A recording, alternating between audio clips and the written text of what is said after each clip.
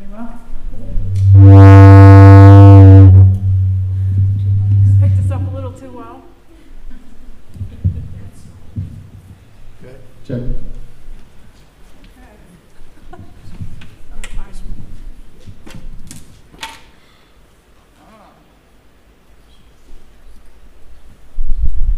Okay, well, it's good to see everybody. It's good to be back here in our home church in Three Seasons and just to reconnect with everybody. We want to share with you this morning what's happening in Poland and share a little history. I see some new faces here in Three Seasons, so we'll just kind of recap what we've been doing in Poland and what we're looking forward to God's going to do in Poland. So we'll share that through some slides and some testimony. But I want to start by just sharing real briefly about us. At the bottom of the screen, there is a PowerPoint presentation. You turn her up a little bit. It wasn't for you. Okay. Oh, okay. Yeah. You'll see some pictures of us along the way, and maybe my clicker will advance the slides, maybe not. Yes, it will. Okay. All right. So. Okay. So this is us standing in a field behind our house in Jezgimby story. We'll get to that in a minute. But first, I want to share with you, Ashley came to the Lord when she was 4 in church, I think at a BBS or something like that. Sunday school. I came to the Lord much later in life, but we both felt called to missions. Ashley felt called to Poland. I felt called just to go wherever God led me. And then that brought us together. First. Yeah, and so we're glad to be here and be able to share today. And we're really thankful for all of you and the support. You're good. Question, I'm sorry. As a farmer, Yes. what is that crop? That is, no, that's a good question. It's rapeseed. They make oil out of it, like cooking oil. It's similar to canola oil, but it's not exactly the same, so I don't know what the difference is. Sorry to know. But No, it's a pretty popular crop. We see it a lot in, right around, when did you leave? March? No, April. May. April and May is when it's blooming, and it turns the fields really yellow. It's really pretty. Yeah, it's really pretty. And it's all through the back part of where we live. That whole field is that. It's really pretty. Yeah. It's green now. But Well, the yellow one lasts a little I time. forgot to mention too, at the end of our presentation and us talking about what's happening there, we're going to do a question and answer. So feel free to share with us what your questions are, if you have concerns or curiosities or whatever. We're going to do that at the end. So if you want to be thinking about questions or things you've been curious about, we can share that at the end. Yeah. And I think that makes it more interesting too when we get to hear what you want to hear. But we're really thankful for you, for the support, the financial support, but also we know that you're praying for us, and that means a lot when we're far away from you, but you still remember us, and so we appreciate that. So we spent, you might remember, we were in Lublin, which was a lot easier to say. We were there for 6 years, and that was our first stop when we went to Poland. And Corby worked on language there. We served in a local church there.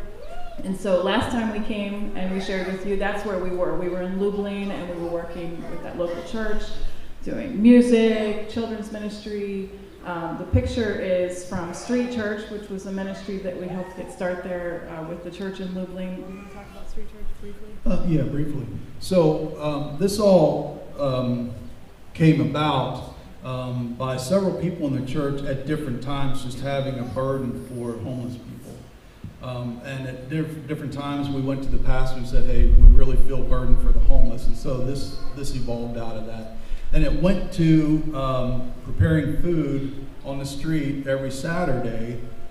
We then moved it every Friday night, and we had a service specifically for the homeless.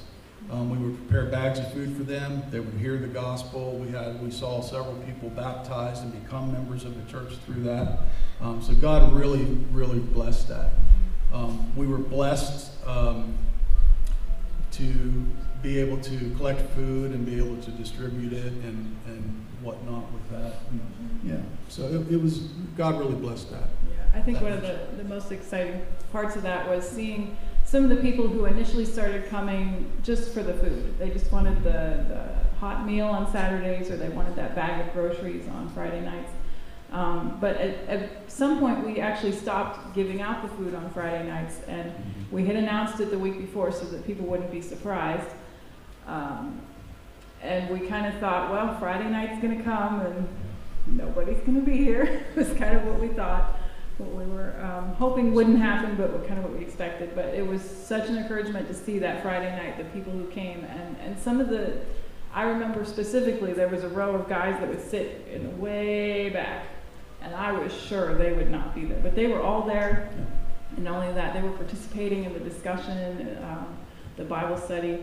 And so seeing some of those people who started out coming and getting free food and listening to the music that we were singing on Saturdays, who then became part of the church and are still involved in the church there in Lublin. So that was exciting. And that whole time that we were in Lublin, we had a lot of opportunities, a lot of great things we were able to do, and we could see how God was also preparing us, because at some point we began to realize that our time there was coming to a close. The church we were a part of actually merged with another local church, and so suddenly this church that we were a part of, the needs that they had for the things that we did, they suddenly had twice as many people. They had twice as many Sunday school teachers. They had 2 full music teams.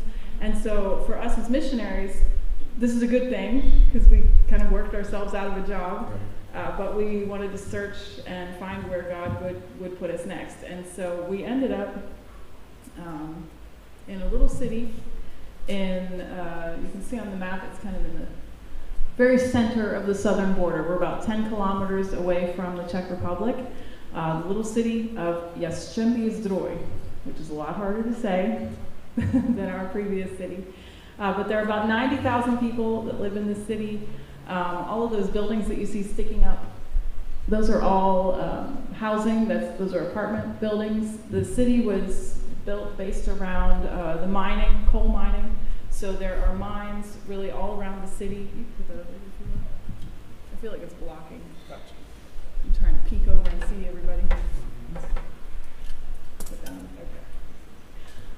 So a lot of people work in the mining industry. Now I can't see them, but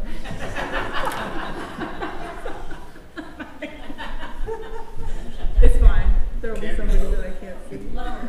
You can lower it. It's okay. Some of us can see better than others. This is our first presentation, so you guys are like the guinea pigs. You get to hear our first time sharing at a church. So I was telling somebody earlier, or somebody else said earlier, I'm glad it's with people that know us and love us. So Jastrzębie-Zdrój, they're based around mining, coal mining, and there are, what we found there was some people that we knew, a group of Polish people, wanted to start a church in the city center. So 90,000 people, and there are 2 evangelical churches, but they're way out on the outskirts of the city. So people who live in those apartment buildings that you see on the screen, it's kind of difficult. They'd have to take a few buses to get, or if they have a car, not everyone has a car. But it was kind of difficult to get to those places. And so our friends that we went to work with, they had this vision of starting a church right in the city center. And so God worked it out for us to go and join them.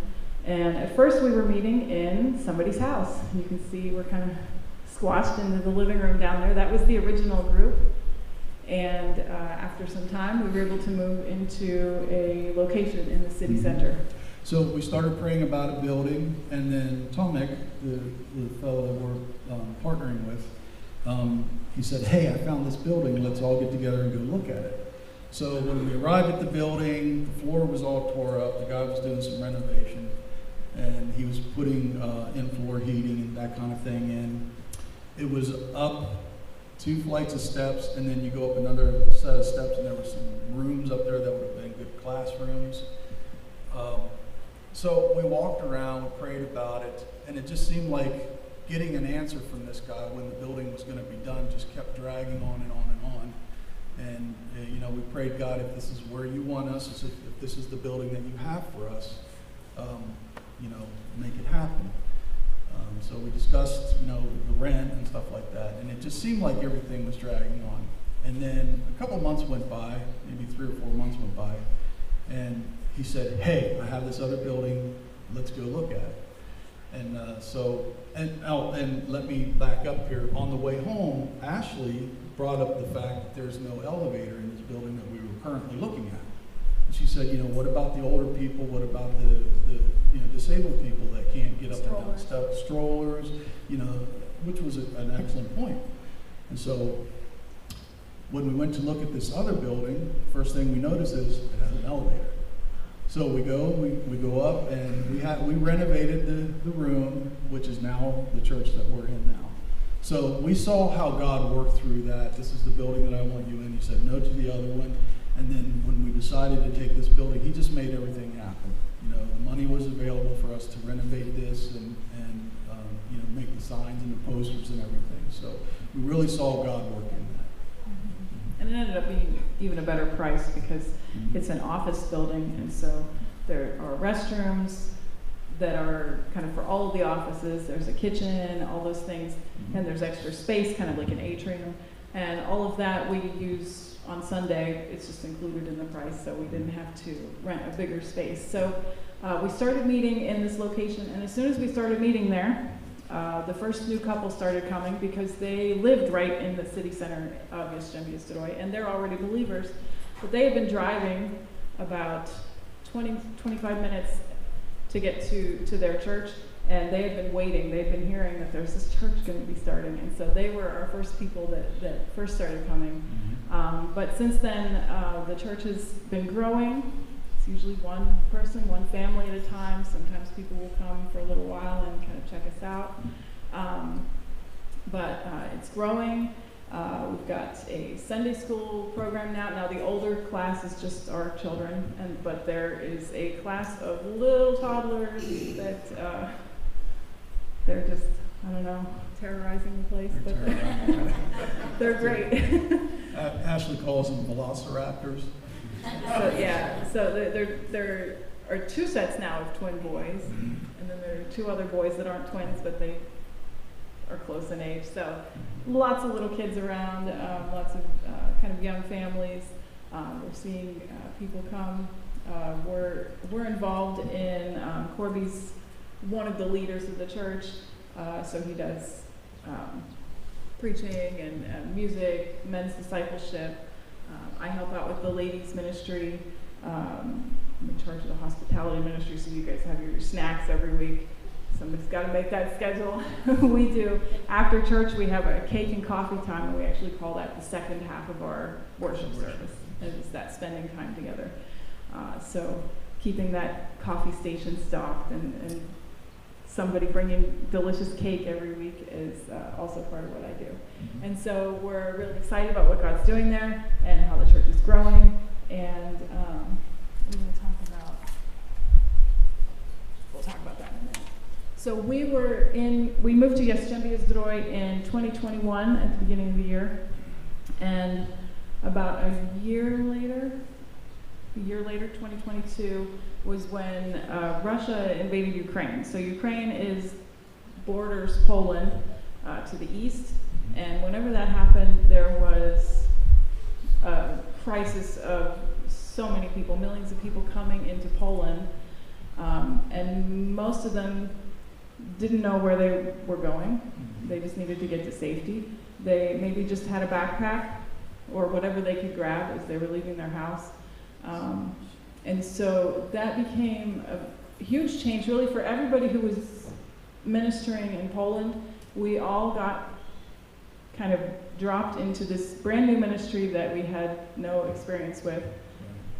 And Corby ended up going, he took several trips further east because where we live in Jastrzębie Zdrój, we are now about 6 hours, 5 hours from the border. Yeah. But Lublin, where we used to live, was pretty close. Yeah. You went So, 2 trips there. Yeah, I went to a place called Helm, And from Helm is even further east. It's pretty close to the border. It's about 15 minutes away from the Ukrainian border. So at the Baptist church in Helm, they would kind of tell you where to take people. So I would go to Helm, collect people, and take them to, for example, Warsaw or Łódź or just different places all over. And then I would go straight down to the border, collect other people, and then bring them back up to the church, because the church wasn't a refugee camp. It was just a place that they could bring everyone in, figure out who they were, and then try to find them places to go. So for a week or maybe a little longer, that's all I did was back. I was constantly in my car, just trying to get people away from the border and just taking them everywhere. So that was a real blessing. And let me just share this with you. We have on our street that we live on, Basoa, there's a community like Facebook group of everyone that lives on the street. And Ashley had mentioned, she said, Corby's going to the border, he's going to go try to help with the refugee situation, and he's taking stuff. And if you want to donate, you can bring it down to the house. And my car was packed. I couldn't see out my back, but it was just loaded up with stuff. And people were just, oh, there'll be a picture. Yeah, so. It's there. Oh, yeah, there you go. That was one of the pictures. That was one of them, yeah. So it was a blessing. Like, as sad as that whole situation was, it was a blessing to be in a position to be able to do something, to minister to those people. Yeah, and even though we were pretty far from the border, the wave of people needing places to stay reached us, and we ended up taking in 2 families. They're up there on the screen, and you can see they don't have luggage with them because they didn't have luggage with them. They had like some backpacks, and they had whatever documents they had. Like they didn't even have passports because they had never gotten it. How many of you have a passport? Not everybody. Okay. Of course, my children have passports. That's good. But it was 2 moms, and they each had 2 children, so 4 children, and they stayed with us at the house. Our kids got to work on their Ukrainian. I remember they brought them to the house, and I asked in English, "Do any of you speak English?" Everybody looked at me. So I said, "In Polish, does anybody speak Polish?" They all looked at me. So I brought out my Duolingo Russian that I'd been working on, and I said, okay, I speak a little bit of Russian. And that was all that we had in common. So communication was funny at times, it was interesting, but it was a blessing to us to have them there. It was stressful because here you have people who they needed help with everything. They didn't understand the language. Even making decisions was difficult because of the traumatic situation that they were in. And so God really used that, not just in their lives, but in our lives too. I think of the scriptures about how sometimes you entertain angels unaware, and just how we get to grow and how we get to get closer to God whenever we help other people. It was a blessing, I know, for me, having them there. They were with us for 6 weeks. They were in another apartment that we found for them for another 2 weeks. But the whole time they wanted to go home. Their husbands were back home, and the whole time they wanted to go home as soon as it was even just a little bit safe enough to go back. And so the situation now with Ukrainians in Poland is that emergency kind of crisis situation has passed. People, Ukrainians who came, they have either settled into life in Poland, or they may have moved on to another country and settled into a new life there. But other Ukrainians have chosen to go back to Ukraine. The war is still going on. There are some places are more safe than others. Places in the east are definitely more dangerous than some of the cities and rural areas.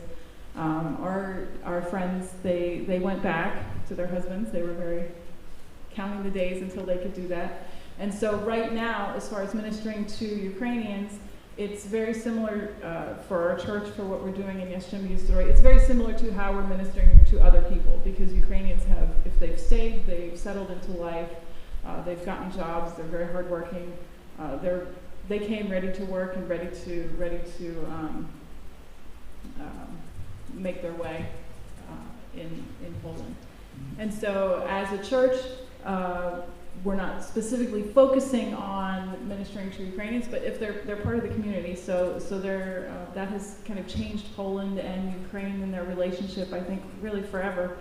And so that's a part of just life, you know. And so as a church, we're looking to reach out to that city, to the people who live there, and it's so encouraging because every week we have prayer time, like you have prayer time during your service, and every week I hear people praying for the people who live in our city. We pray for the people who live in our city that they'll come to Christ. Your typical person living in Jastrzębie-Zdrój is maybe a miner, maybe a farmer, because there's kind of farm area around the outside of the city, and then it's really the mines or everything inside the city. But a lot of people in Poland, they might attend church, but it'd be the Roman Catholic Church, and it's more a cultural thing. This is just what we do. But more and more what we're seeing now is, especially young people, is they don't want anything to do with the Catholic Church, they don't want anything to do with any church or anything to do with God at all. It's becoming more and more common for us to hear young people calling themselves atheists. And so you're kind of,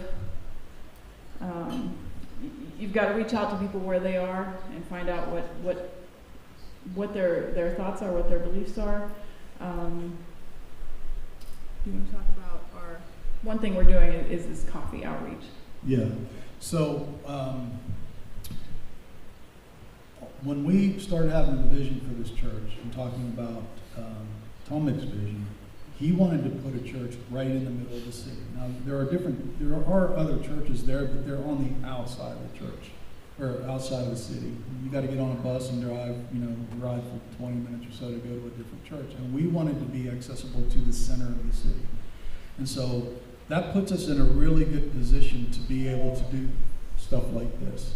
So we were able to get a tent and all the necessary things to go out into the street. We were able to purchase a generator, and we go out into the street and we set the tent up, and we have hot coffee and tea. At one point we had hot chocolate and offer water and just things to reach out to people, to love on them, and just create those opportunities to have conversations with people. We have two ladies in our church that are just really just so good at that. They're warm and always happy, and they just have that face for going and greeting people. And they'll even just go out in the crowd and say, "Can I pray for you?"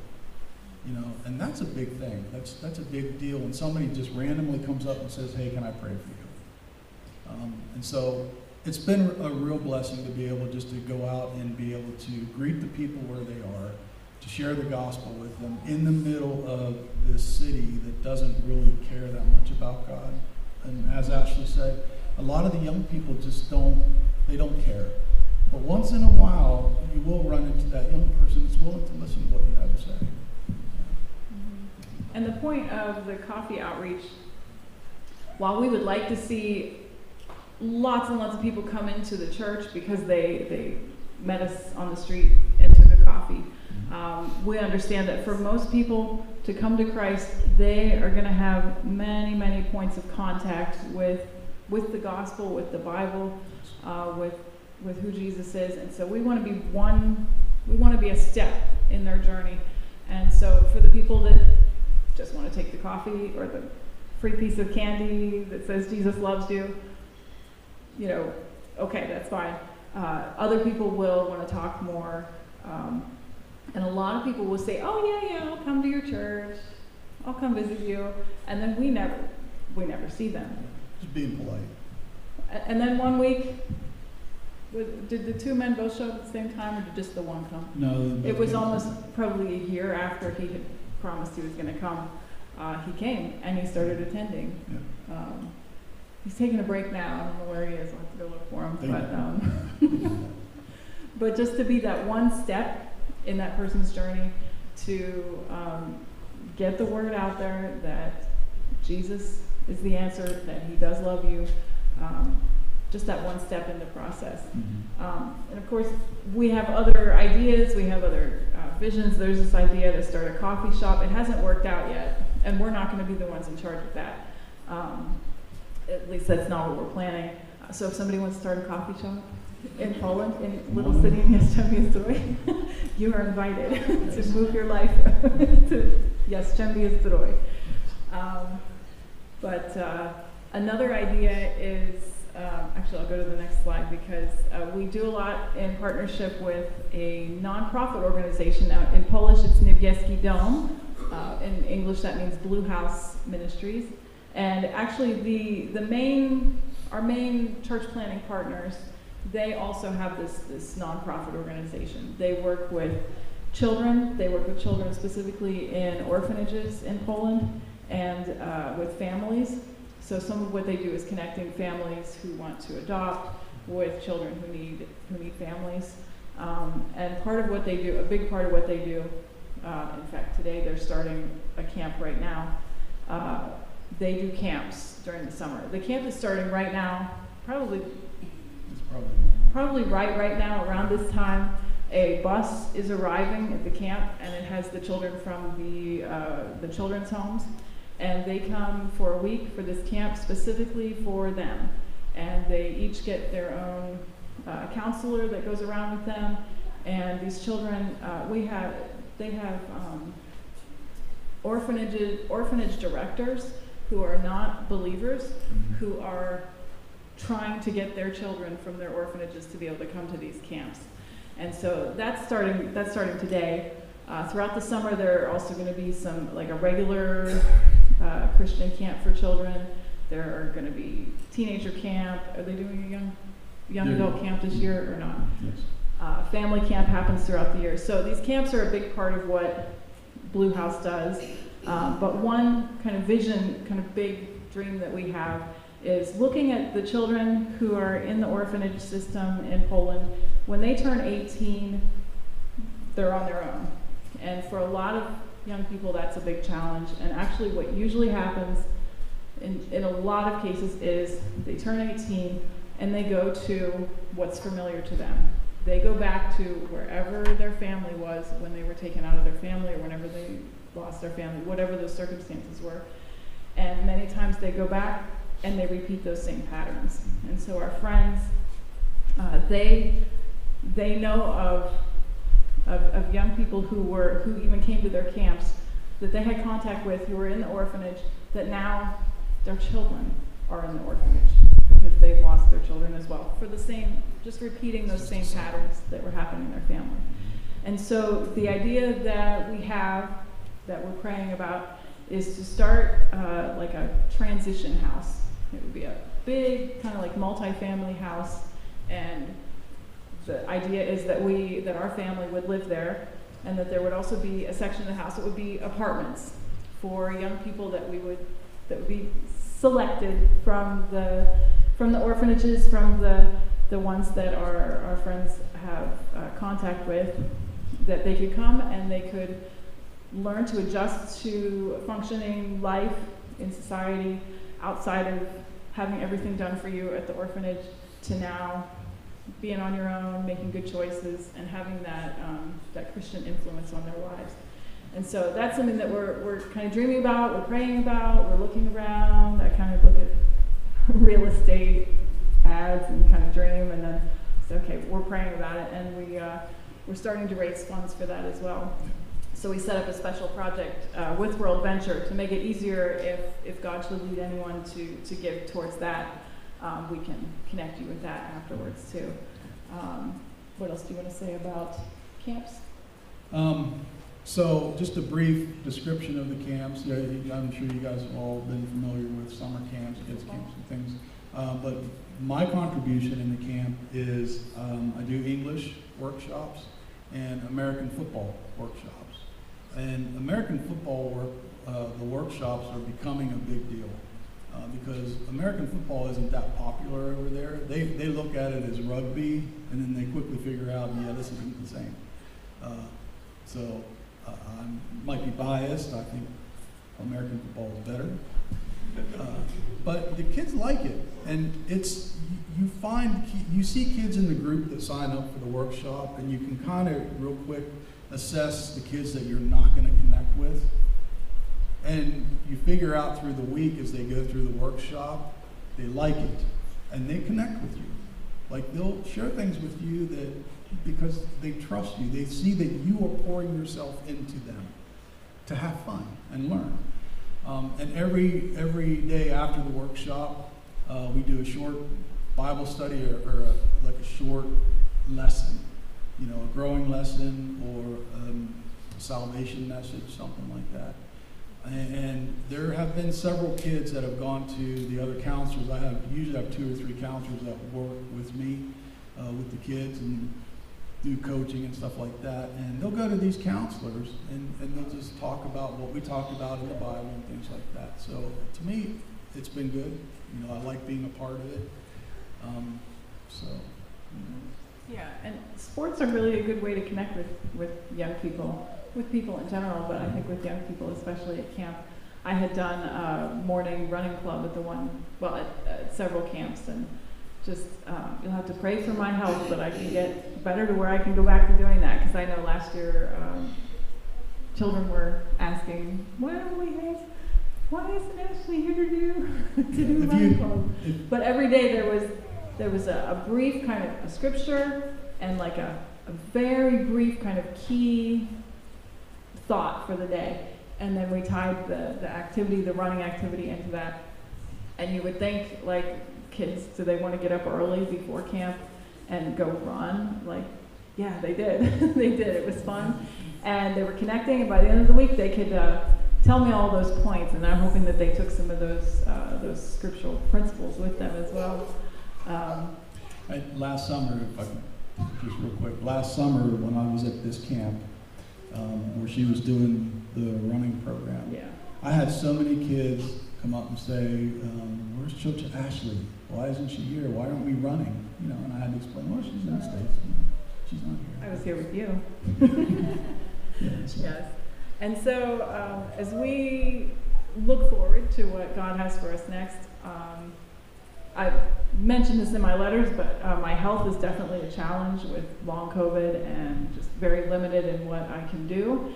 And so really praying about that, but at the same time, something God has really shown me specifically is that we need to be ready to be obedient to God no matter what our circumstances are, and no matter what kind of big challenges or excuses we might have. Like whenever the Ukraine war began and the refugee crisis, none of us had experience in that type of ministry. We didn't know how to help these people. They had nothing. What are we supposed to do? And yet our job was to say yes to God and be ready. Like the church in Helm, they had to rent a place to have their Sunday services because they turned their sanctuary into a place where people were sleeping. You know, if you put blankets and everybody brought in their extra bedding that they had, you know, imagine turning this place into a place where hundreds of people would be sleeping tonight because they're coming on a train and they have nowhere to go. But they were ready to say yes to God and to be obedient to Him, even though they had no clue initially what they were doing. And God, I think He really used that, because when you looked at that time at who was doing the most, really, I mean, you think the Catholic Church in Poland, they have all the money, they have all the power, but when you looked at who was helping people the most, where were people going? It was these small evangelical churches. It was the little Baptist church in Lublin, where they also turned their sanctuary into sleeping quarters. Just taking whatever you have and being willing to let God use it however, because your seats might get messed up if people are living in here overnight, or... And we've heard that. We don't want our carpet messed up. Here? No, not here.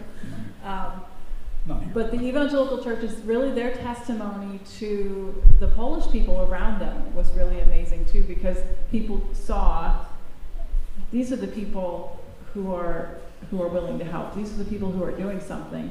And it wasn't because they were great, it was because they just said yes to God and were obedient with what they had. And so, like for me with my health, I need to be obedient with whatever energy I have today, and be willing to be obedient to God and not use that as an excuse.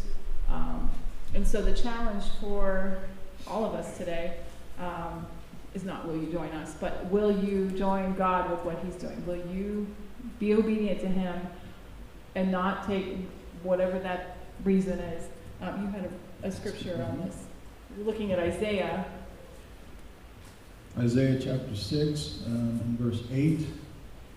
This is God talking to Isaiah, and he says, I also heard the voice of the Lord saying, whom shall I send, and who will go for us? Then I said, here I am, send me. And Isaiah, at that time, he could have very well said, not me. We just lost our king. This is a discouraging time for us. This is difficult. We have all these challenges. But he didn't. He said, here am I, send me. No excuses. No, if you do this for me. No, no conditions on it. Yes, God, we will be obedient. We will do what you say. And so that's a challenge for all of us. What is God asking you to do for his kingdom? Are there sacrifices he's asking you to make? How is he asking you to reach the people in your community here, the people around you? What needs do they have? How is God wanting to use you? Will you trust him enough to be obedient to whatever that is? And as far as us, we have prayer cards at the back. Keep praying for us. We appreciate your giving. You guys as a church, you give regularly. We so appreciate that. You're keeping us there. If you have questions, I don't know if we have time for questions, but we can do that. I think we do, yeah. Get your questions ready. We have time for Q&A? Yeah. What time do you guys normally finish up? When we're done. When I run out of energy. Because when we're done, I have an hour sermon. No, you don't. He probably does, but he's not going to use it. So we really appreciate you. Thanks for listening to us on our first try at Sheridan about what God's doing in Poland. And thank you very much for your continued prayers for us as well. Yes. So what questions do you have for us? I first want to go back to Dawn's question, because this particular picture, when we were doing these pictures here, you said about being a farmer and stuff. The farmer came by. Kind of at the feet, you can't see them, but kind of at our feet down there, we had our guinea pigs. And they were kind of sitting in the grasses, eating grass while we were taking pictures. And this farmer come along on his tractor. He's doing his busy day stuff, and he stopped and he was entertained by the fact that we had our guinea pigs with us while we were taking pictures. Yeah. So it was a good conversation. And no crops were damaged. No crops were damaged during the filming of these pictures. We assured him as well. We're being very careful here. Yeah. So, questions? Yep. I remember talking to you years ago, you said that in Poland, it's by a vast majority Roman Catholic. Yes. Orthodox, very strict. When you set up a new church in this town, the majority of people, the new faces that come, are they ones that never been to church, or are there a lot of the Catholics that are interested? What do you see the most of? I think for me, and you can, Go ahead. I think for me it's a mix because of the area we're in. But I'm discovering that a lot of the people that don't want anything to do with church have left the Catholic Church. And then they associate everything about God with what they experience in the Catholic Church. And so I think those are probably the hardest ones to talk to, because now you're breaking down deeper barriers, Right. as opposed to people that you can have a conversation whether there is or isn't a God, if that makes sense. Yeah. Yeah. So I think our area is kind of that mix. Yeah. Yeah, almost everyone they've been in the Catholic Church because it's part of life. Even school children will have their times during the year when they have times where they go to Catholic Church. There's religion class in school. Now our children, we opted them out of it. but they have religion class. A lot of times the parents will send their children to a religion class until they get to the point where they do First Communion, and then sometimes they just let it go. Whether the parents even go to church or not, it's the thing to do if you're a good Polish person. But that is very much changing. It's very much becoming more acceptable for people to be really down on the Catholic Church, which, as Corby said, that's a challenge as well.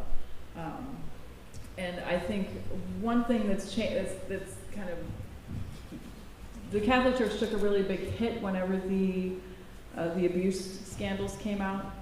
That really changed a lot of people's perspective of their church that they were a part of, and so that, as Corby said, it makes it more of a challenge because you're having to not just show people here's who God is from the Bible, but you're having to kind of undo programming that they, start from scratch, right? Mm-hmm. That nobody has any idea that it is, if they have a bad perspective of Right. church to, Right.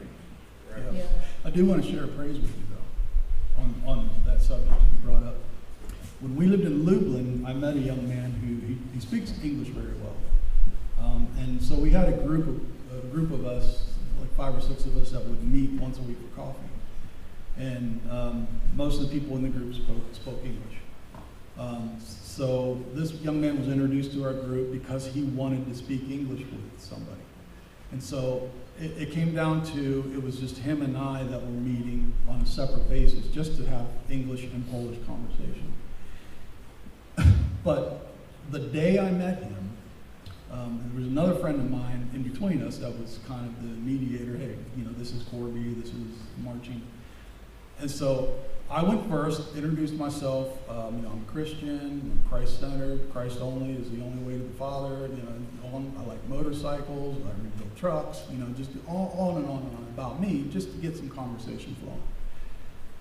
And his response to that was, "I'm Catholic, and that's the last conversation I'm going to have about it." He was that blunt about it. But my friendship with him was very good. And it got to the point when we were closing in on the time that we were leaving Lublin to go to Jastrzębie-Zdrój, he came to me and he said, because we've had conversations, he did open the door for conversations because he started asking questions. Well, the priests say this. Is this true? And we would just walk through that biblically. Not my opinion, here's what the Bible says. And it got to the point, before I left, I said, listen, throw religion out the door. Throw all the denominations out the door. I don't care what you call me. Okay? Search for Christ. When you search for Christ, that's your truth. That's what you follow. Follow what he says. That conversation was probably in when we moved. Late 2020. Late 2020.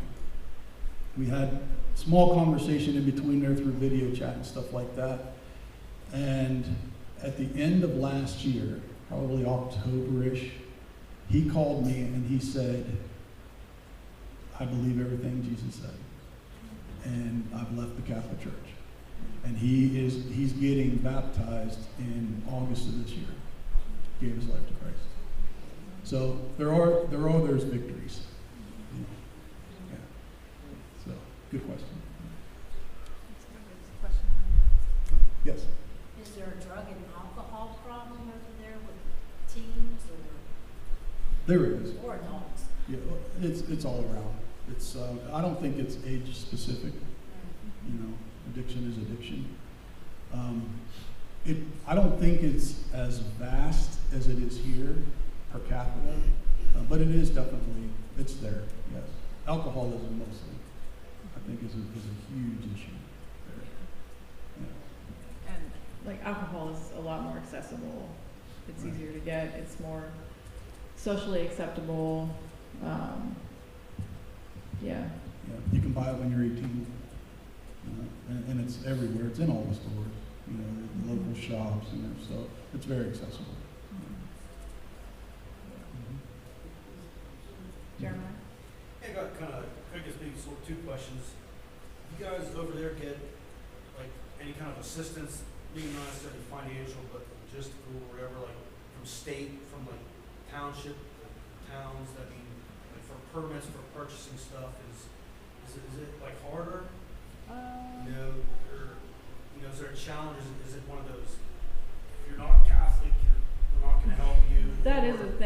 in some places, and I know like with our,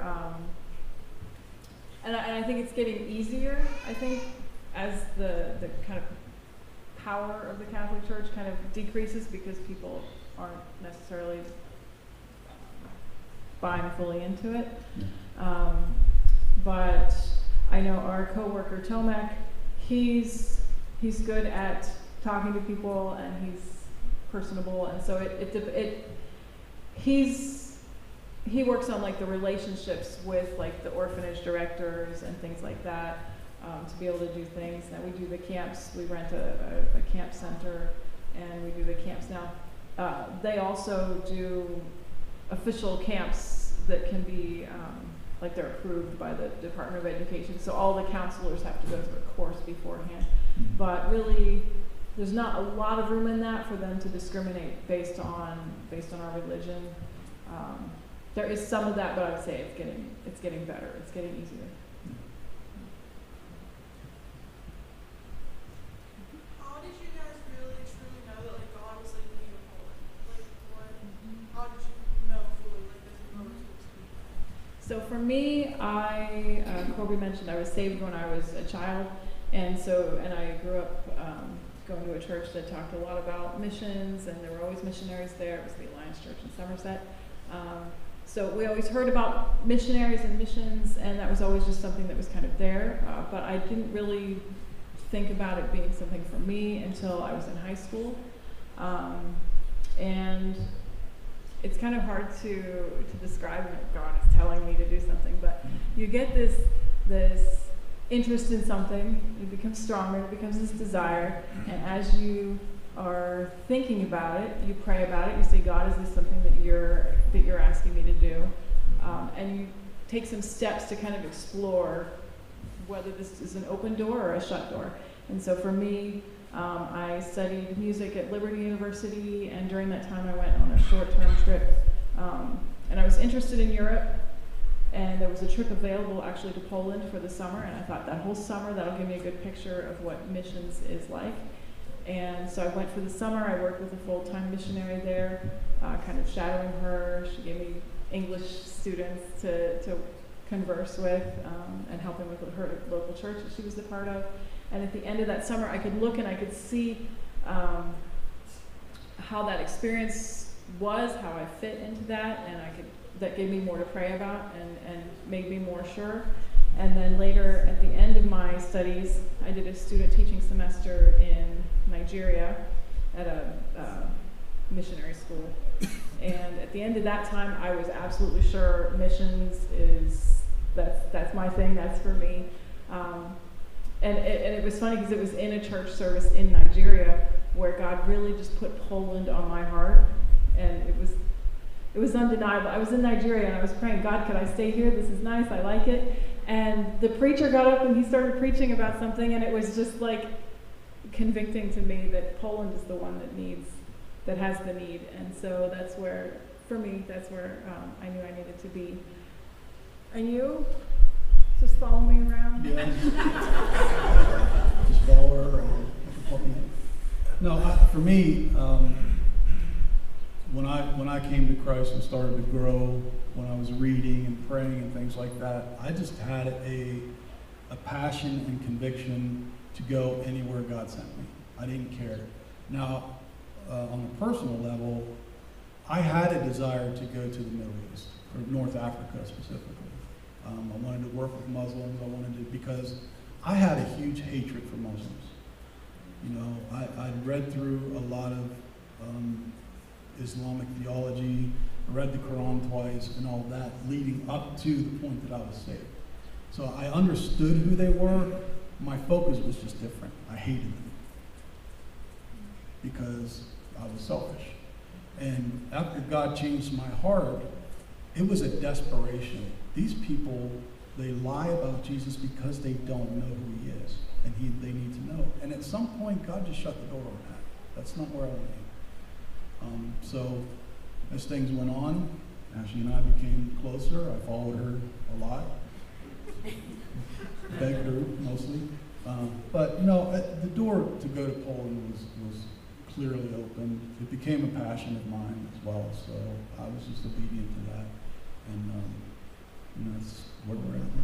Yeah, and even with that, like, when we were kind of spending time together, dating, whatever it was, just, I just kept talking about Poland all the time because that's what God had laid on my heart, and that's part of me, that's part of the deal.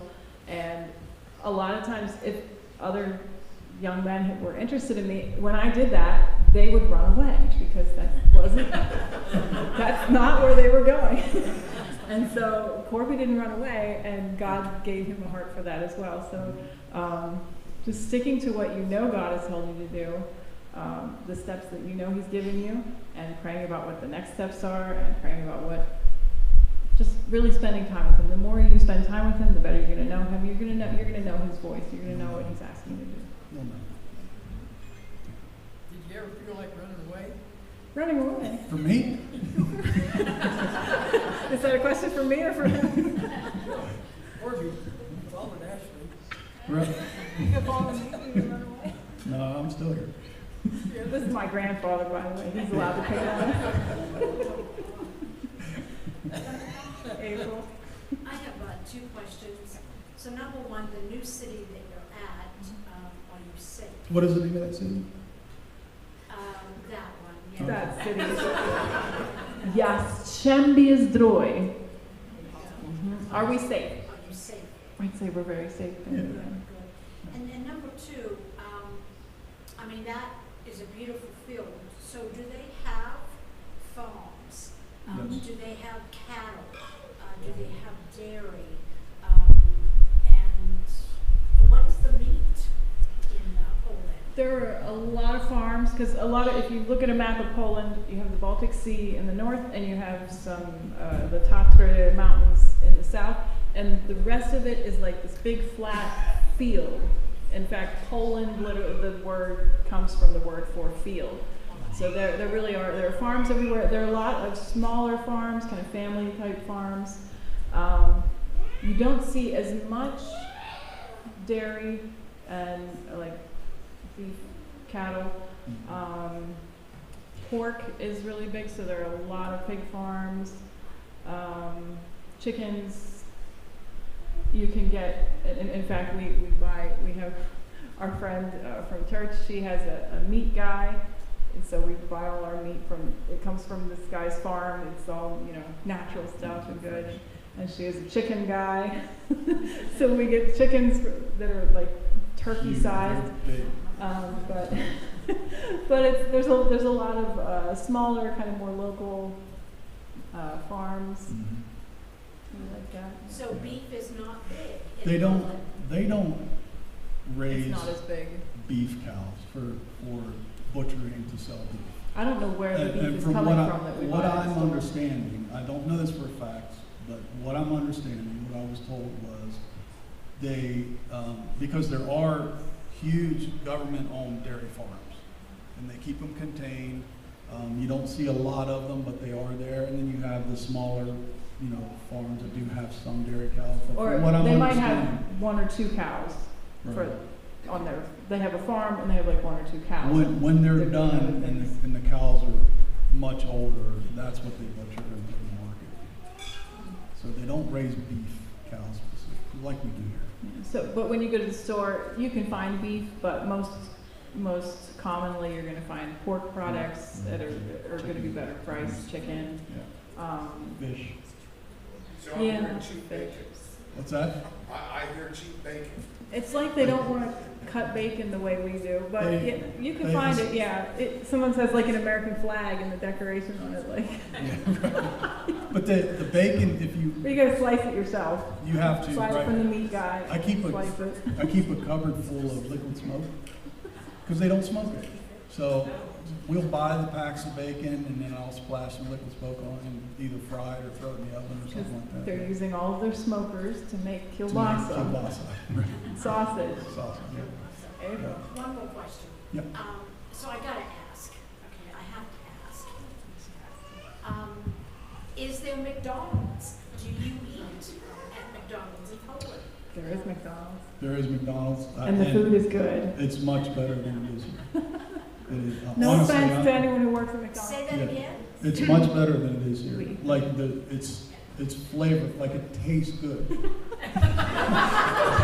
I'm not trying to offend anybody, but when I first came back here I was here in February to take care of my CDLs. I came back and I stopped at McDonald's and got a quarter pounder with cheese, and it tasted like cardboard and chemicals.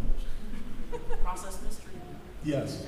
But McDonald's, I think one thing they do when they go to different countries is the menu is different. The ingredients are different in every country. Yeah. And that's one way that they've that's one reason they've done so well, is that they have adapted to the cultures where they are working. And so that we can take a lesson from that too. And we need to find the ways to best adapt to the culture that we're in and how we can Mhm. best reach them for more important reasons than just feeding them Yeah, right. hamburgers. Yeah. And how's the price over there at McDonald's? It's Is it a, higher? no, it's a little cheaper than it is here. For example, a meal there is about $6 for a meal. It's like $6.50 in American money. But there are some things that are more expensive than they are here. It Is the depends. ketchup sweet?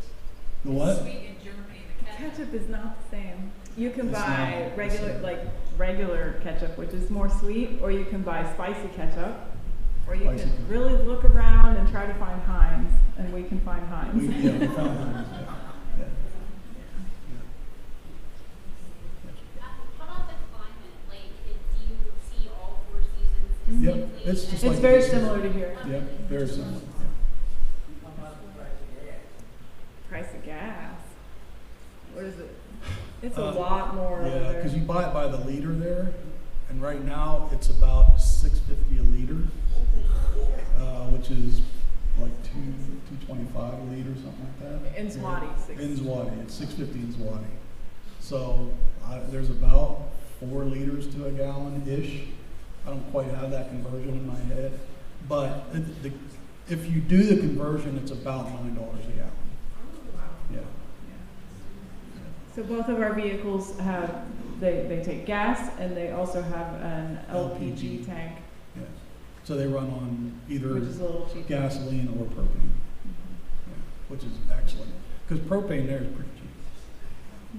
What do they do for entertainment? I mean, do they have TVs, games, arts, music? Much like they do here. Music instruments? Yeah. Similar things to here. Similar things. Sports,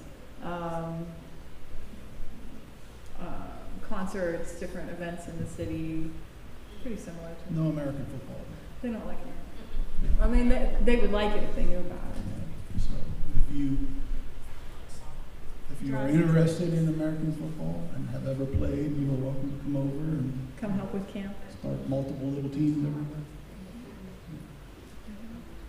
That kind of ties into what I was gonna ask, and I know we've talked about this before with you, like, is there opportunities for like a week to do a short-term mission trip? Is there something? I was going to bring that up because I've had several conversations with our friend Tomek that organizes these camps, and every once in a while he'll ask me, do you have any friends in America that want to come and do some workshops? The downfall to that is you have to raise money. You have to pay for your space at the camp because we focus on the kids, and honestly, 99% of the volunteers that go, they pay their own way. They pay for their space at the camp so they can be there and stuff like that. But the opportunity is there. How about the language barrier? We're not gonna learn English. There'll be translators. Like for example, if you wanted to come and do an English workshop, or even however you would work it out, if you wanted to do like an agricultural workshop, get the kids involved, they would have translators with you. Yeah.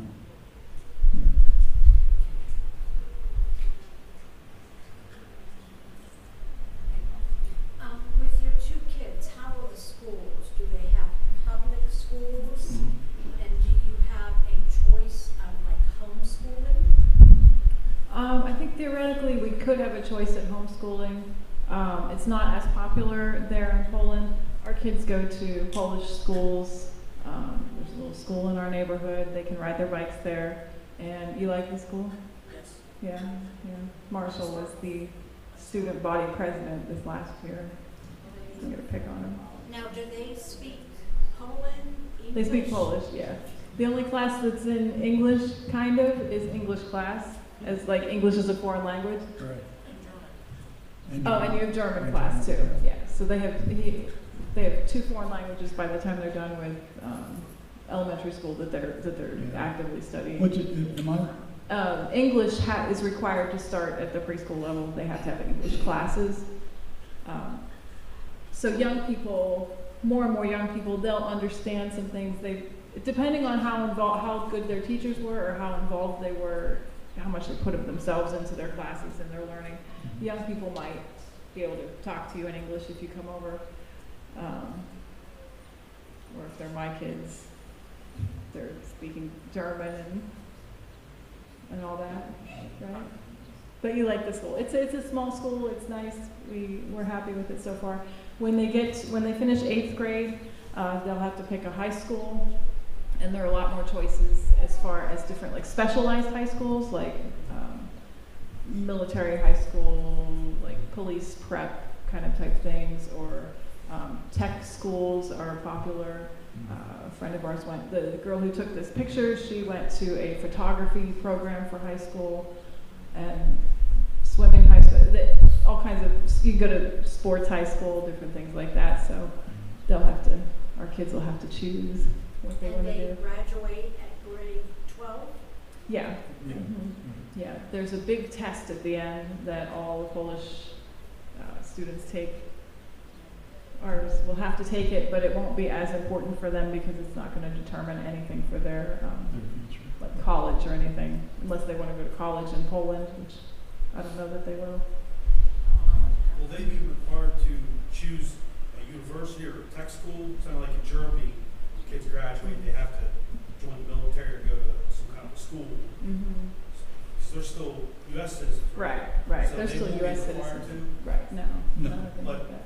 Polish citizens are required to do that? No, I don't think they're required. No, they're not required to do any of that. But they'll go on to like college or military or whatever they, or working right away. Some of them do. And their daily schedule kind of varies. It's different from what it is here. For example, they may start school at 8 o'clock in the morning, but they're done at 1:30, and they just come home. We don't have to study hall. Yeah, there's no study hall, things like that. They just go and they take the classes they need and come home. And how's the cafeteria food? Is it good? Very good.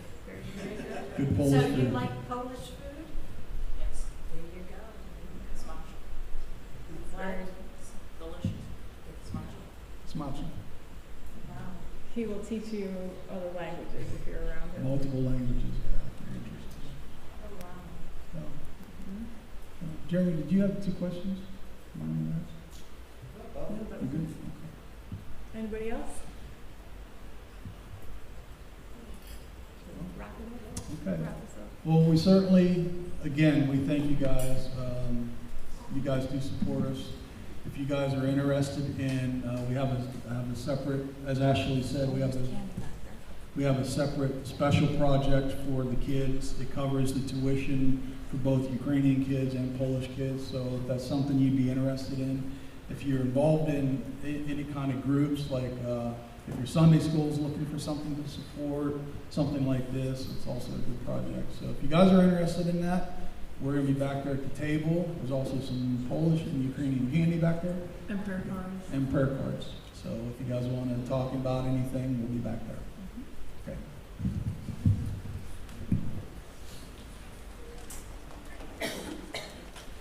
Thank you, Corby and Ashley.